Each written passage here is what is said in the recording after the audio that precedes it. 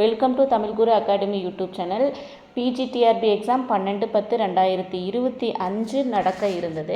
So இந்த exam syllabus புதுசாக மாற்றி கொடுத்ததுனால கொஞ்சம் படிக்கிறதுக்கு நாட்கள் சேர்த்தி கொடுங்கன்னு சொல்லி கேஸ் போட்டிருந்தாங்க. ஸோ இப்படி கேஸ் போட்டுமே என்ன பண்ணாங்க ஜட்ஜ்மெண்ட்டு, ஸோ இதை டிஆர்பி அறிவிச்சுக்கலாம் அப்படின்னு சொல்லிட்டாங்க. ஸோ டிஆர்பி கிட்ட கேட்ட பொழுது நேற்று வந்த நியூஸ் என்ன அப்படின்னா,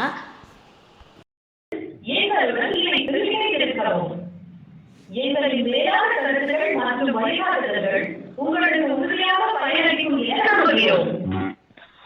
வணக்கம் டிஆர்பி. வணக்கம் மேடம். நான் ராஜ்குமார் பேசுறேன் மேடம். விழுப்புரத்திலிருந்து பொலிட்டிக்கல் சயின்ஸ். கோரிக்கைகள், ஐயங்கள் போன்றவற்றிற்கான வழிகாட்டுதல்களை பெறுவதற்கு எங்களுடன் இணைந்திருக்கவும். எங்களின் மேலான கருத்துக்கள் மற்றும் வழிகாட்டுதல்கள் உங்களுக்கு உறுதியாக பயனளிக்கும் என நம்புகிறோம். வணக்கம் டிஆர்பி.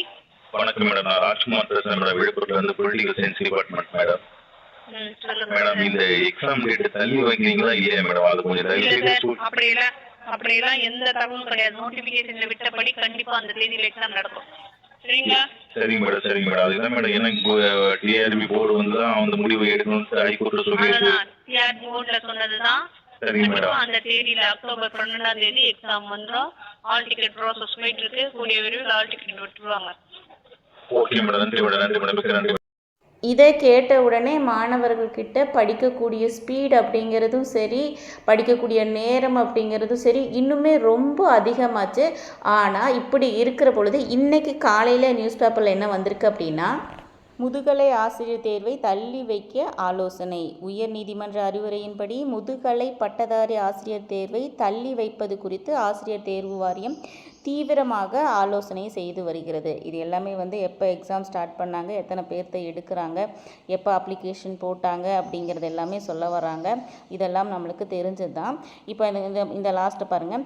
இந்நிலையில் இந்த ஆண்டு முதுகலை ஆசிரியர் தேர்வில் கல்வி உளவியல் மற்றும் பொது அறிவு பாடத்திட்டம் மாற்றி அமைக்கப்பட்டிருப்பதால் புதிய பாடத்திட்டத்தின்படி தேர்வுக்கு தயாராக 3 வார கால அவகாசம் அளிக்க வேண்டும் என்று சென்னை உயர்நீதிமன்றத்தில் வழக்கு தொடரப்பட்டது. ஸோ அந்த தொடர்புக்கு என்ன சொல்கிறாங்க அப்படின்னா, ஆசிரியர் தேர்வை தள்ளி வைப்பது குறித்து ஆசிரியர் தேர்வு வாரியம் பரிசீலிக்கலாம் அப்படின்னு சொல்லிட்டாங்க. இதைத் தொடர்ந்து தேர்வை தள்ளி வைக்க வேண்டும் என்று தேர்வர்கள் சிலர் பள்ளிக்கல்வி அமைச்சர் அன்பில் மகேஷை சந்தித்து கோரிக்கை விடுத்தனர்.